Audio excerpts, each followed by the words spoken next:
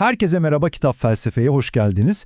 Eğer henüz yapmadıysanız kanala abone olmayı lütfen unutmayın. Böylece bu felsefi yolculukta bize eşlik edebilirsiniz.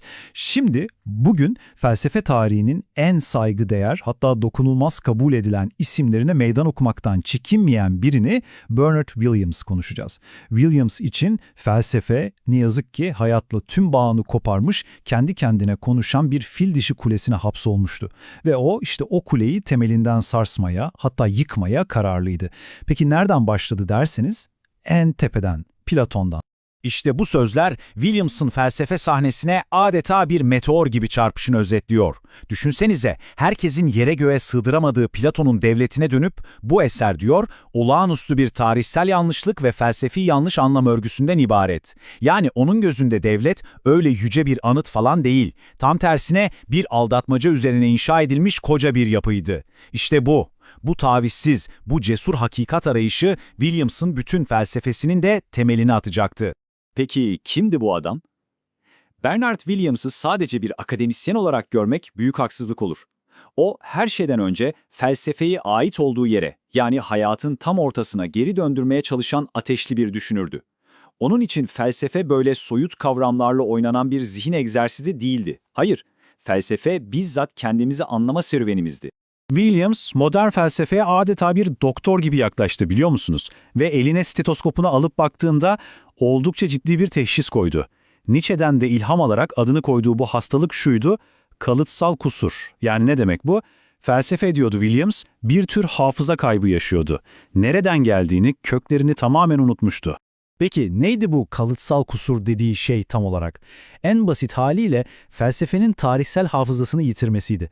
Yani filozoflar sanki adalet, özgürlük, hakikat gibi devasa kavramlar zamanın ve mekanın dışında steril bir laboratuvar ortamında yaratılmış gibi ele alıyorlardı. Ama Williams için bu tam bir yanılgıydı. Ona göre her kavramın bir doğum hikayesi, bir soy ağacı vardı. Ve siz bu soy ağacını, bu tarihi görmezden gelirseniz kavramın kendisini de anlayamazsınız. İşte en büyük hata bu. Peki çözüm ne? İşte Williams'ın reçetesi de tam bu noktada ortaya çıkıyor. Diyor ki, bugünün ahlaki dünyasını, politik gerçekliğini anlamak mı istiyorsunuz? O zaman bu fikirlerin geçmişteki ayak izlerini takip etmek zorundasınız. Çünkü hak, özgürlük, eşitlik gibi kavramlar öyle gökten zembille inmedi. Hepsi, ama hepsi belirli bir tarihin, belirli bir toplumun ve belirli mücadelelerin ürünü.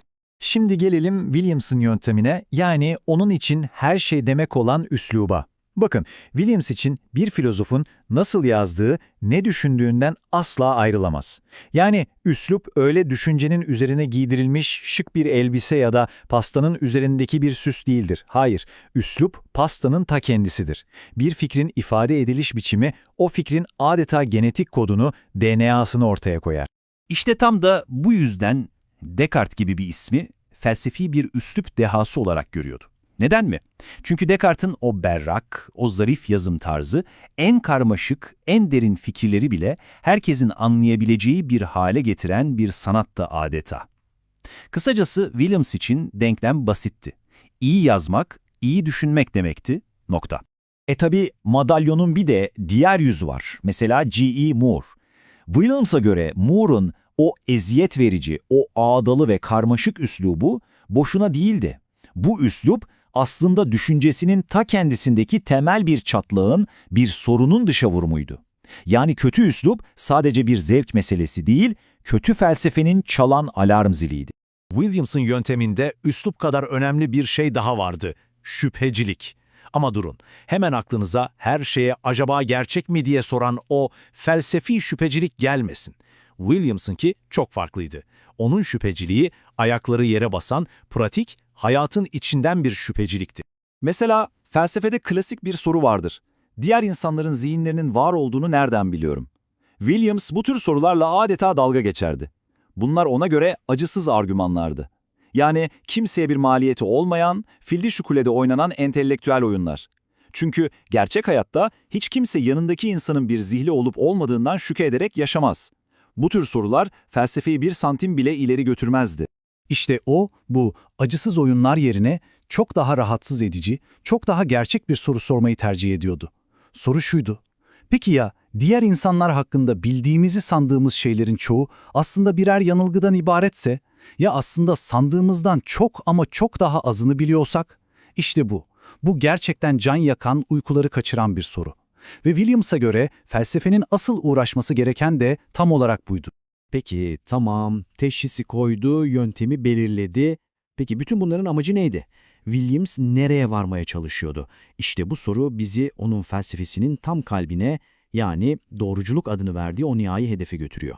Ama onun doğruculuk dediği şey sakın ha böyle büyük harflerle yazılan soyut bir hakikat teorisi değil.